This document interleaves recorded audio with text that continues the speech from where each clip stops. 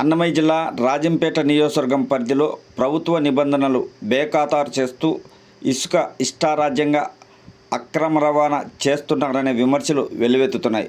అధికారులు కూడా అక్రమార్కులకు వంతపాడుతూ రవాణాకు సహకరిస్తున్నారనే వాదనలు బలంగా వినిపిస్తున్నాయి. ప్రభుత్వం లేదా పెద్ద స్థాయి అధికారులు స్పందించి అక్రమ రవాణాను అరికట్టాలని ప్రజలు కోరుతున్నారు.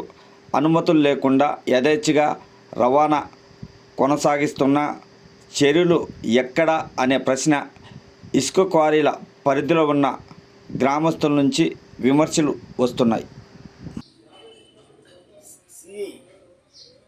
ఇసుక మాఫియా బ్రహ్మాండంగా జరిపిస్తున్నాడు.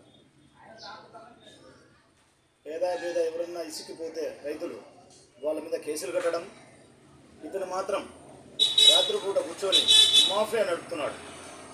25 టిప్పల్లో 30 టిప్పల్లో డైలీ వైసీపీ వాళ్ళకు కొమ్ము కాస్తూ ఇతని దగ్గరుండి రోడ్డు మార్గాన దర్జాగా పంపిస్తున్నాడు.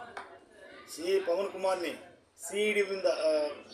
సిఐడి ద్వారా ఎంక్వైరీ చేసి అతని మీద కఠినమైన చర్యలు తీసుకుంటారని గవర్నమెంట్ వారిని పదే పడుతున్నాను. నేను పోయి అడిగిన సమస్య వేరు, ఆయన చెప్పిన విధానం వేరు. నేను పోయి ఏమయ్యా మీకు డ్యూటీ ఇక్కడ ఉన్నారు, పేదలకు ఏదైనా ఇబ్బంది జరుగుతున్నది, ఈ కేసులు కట్టకుండా ఏమయ్యా అంటే, నన్ను వైసీపీ వాళ్ళు పెద్దిరెడ్డి రామచంద్రారెడ్డి గారిని డ్యూటీ వేసింది ఇక్కడ, నాకు లోకేష్ చంద్రబాబు బాలసుబ్రహ్మణ్యం కాదు ఇక్కడ వేసింది నన్ను, నేను చేసేది నా పని నేను చేస్తాను, మీ పని మీరు చేసుకోకపోండి నా మీద మాట్లాడుతున్నాడు ఆయన. నిన్న ధర్నా చేసినా కానీ దానికి ఎటువంటి స్పందన లేదు. మళ్ళా రాత్రిపూట పోయి 25 టిప్పర్లు రైట్ ట్రయల్గా పట్టిస్తే వాటిల్లో 25 టిప్పర్లలో 17 టిప్పర్లను తప్పించి 7 నుంచి 8 టిప్పర్లు మాత్రమే కేసులు రాసేదానికి జేసీబీని పోలీస్ స్టేషన్లో పెట్టించారు.